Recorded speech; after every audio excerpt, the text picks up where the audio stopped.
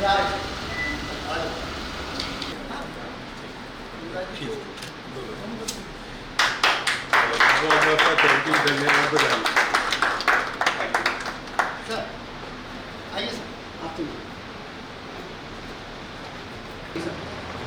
यहाँ पर हमें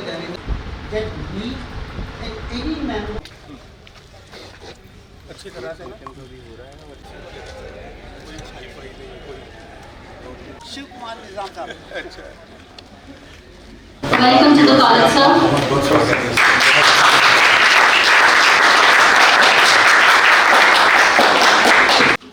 Before I begin, let me pay my tribute to Sri Satish Varmaji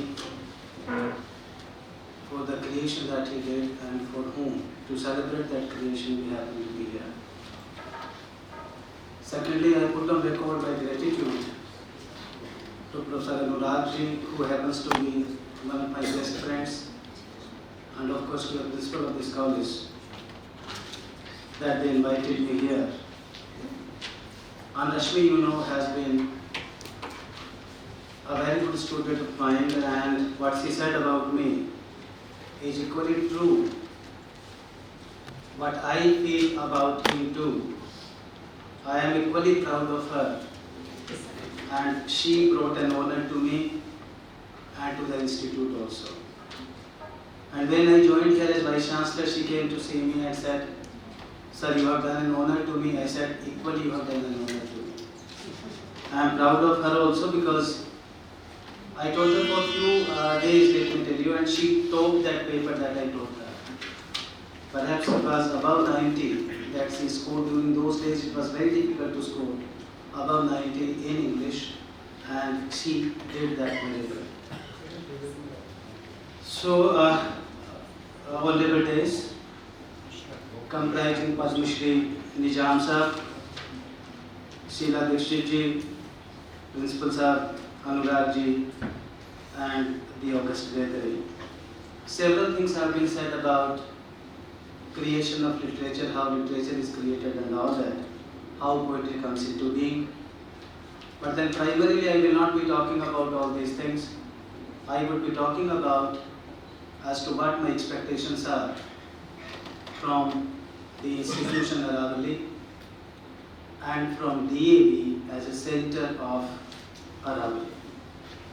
So therefore, but before I begin, let me make some observations also. Several things were being said by Nizam Sahab. In fact, after he finishes, nothing remains to be said. So that way, the function is almost over. But then, to make a sense, because this is what the designation says, chief guest, and therefore I have to make a sense over here to the August gathering. So what I would say is a lot of observations and recommendations that I would make. I would begin with one observation. Anurag ji said poetry be adopted. This is what he took from Matthew Arnold, and he was very right when he said it.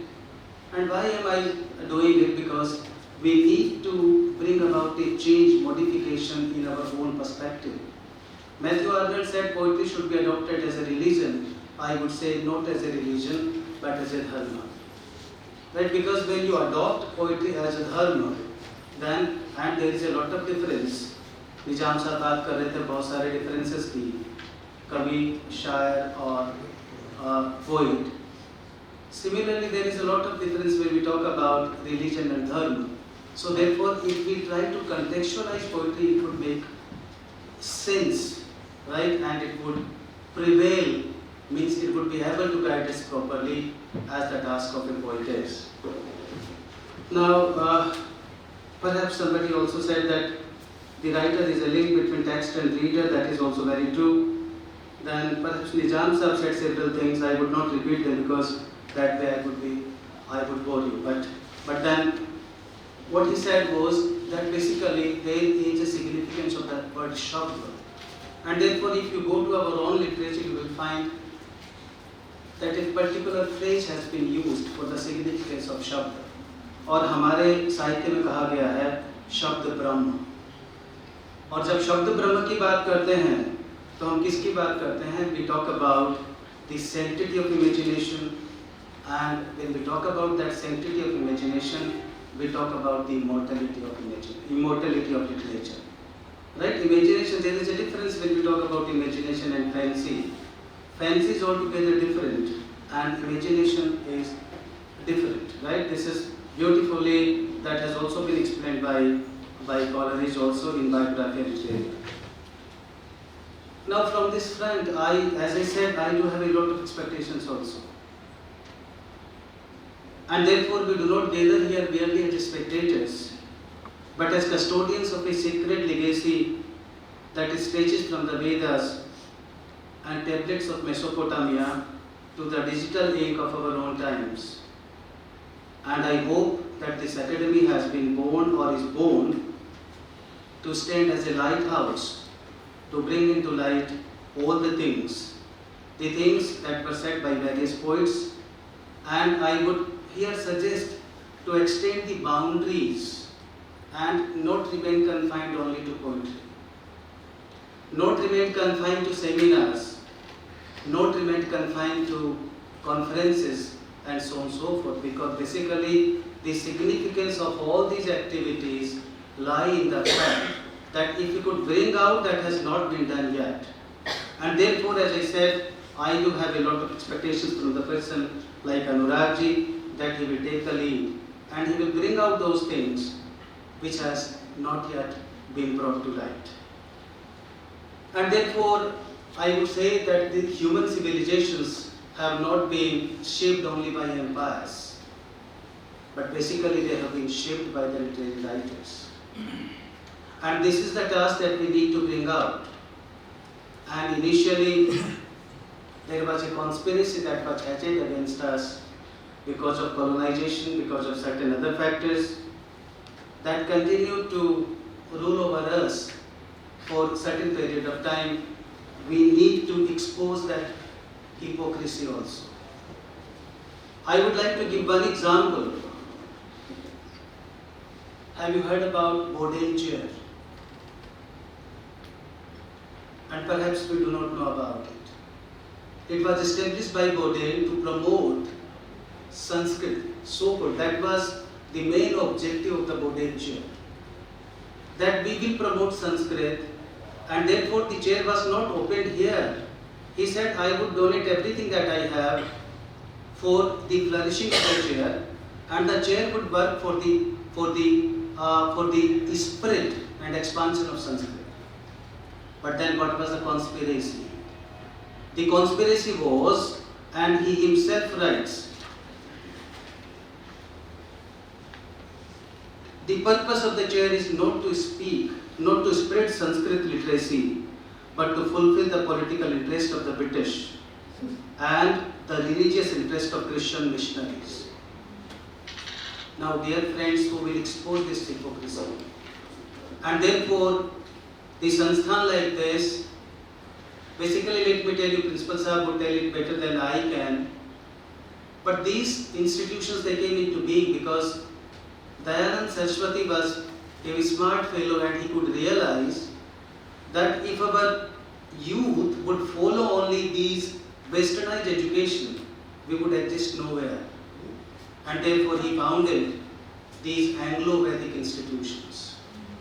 And therefore it becomes our primary task to promote the knowledge that has not come into being, or that was deliberately kept hidden because of the conspiracies or the agenda that we carry. Now literature has been responsible to bring out a sort of revolution also. In the country like India, because this is a country of Astha, this is a country of Dharma, therefore revolution in that sense, in the sense in which Karl Marx talks about it, is not possible in this country. You would find that everybody awakens in the morning with a sort of chanting, and usually everybody across the religion, I will not say across the religion, across the section, recites Hanuman Chalisa in some or the other way. Without knowing the meaning of the lines that he recites. And therefore I would say, I would appreciate Nizam sir. He said that I am a God-fearing man. And I tell you, when you tend to be God-fearing and when you tend to be imaginative, the real literature comes into being. And I do expect the Agrawal to do this. Now, over all these years, what literature has done is, literature could not play a very positive role. I would like to say this because this is what Pradhan Mantri ji, when he referred my book in his Man Ki Baat, he said, especially in English literature, this is the first book that I have come across which talks about the positivity of mind, which talks about the positivity of attitude. And dear friends, as you all know, it was because of this positivity that India could rise during the difficult times of Corona. All the divisions which the people tried to propagate, they did not exist. People belonging to one region, they went to the other region. People belonging to one section, they helped the other section. People belonging to one religion, they helped the other religion. And India rose like anything. And in that book I talked about only those things based on the short stories.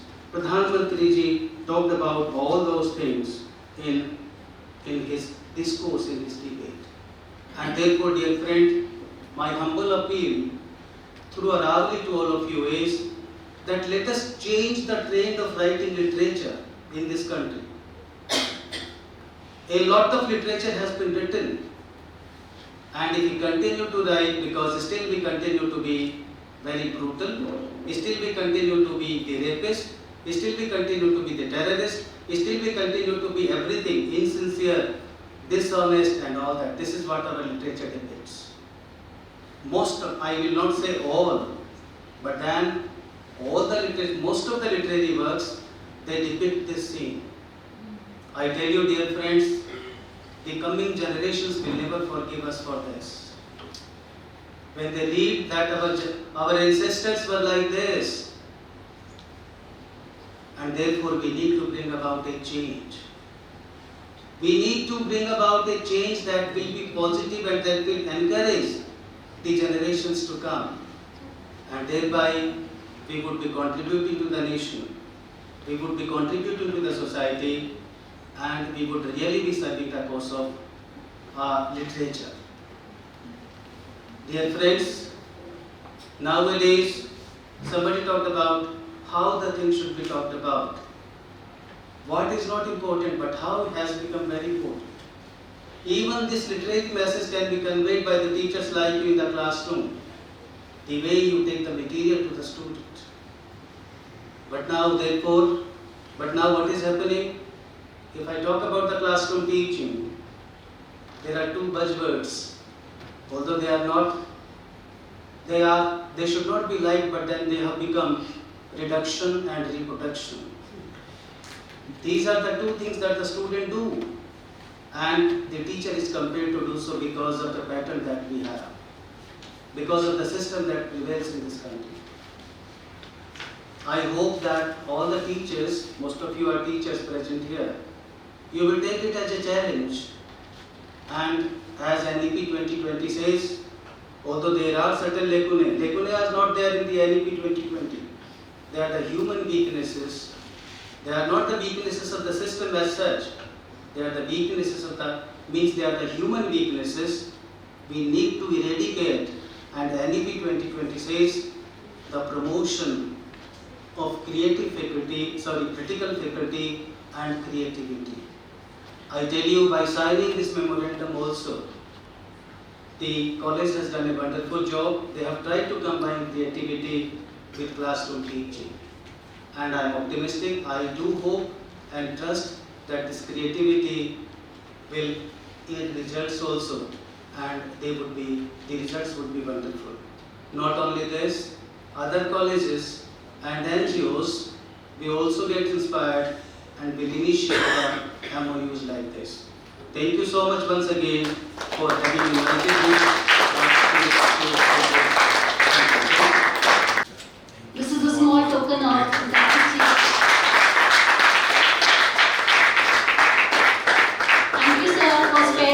valuable time for us and to be here with us. Thank you so much, sir. ये भी आना चाहिए है ना? जरूर आएगा sir, अगर थोड़ा सा ऐसे कर ले तो फिर तो यही आएगा। Thank you very much.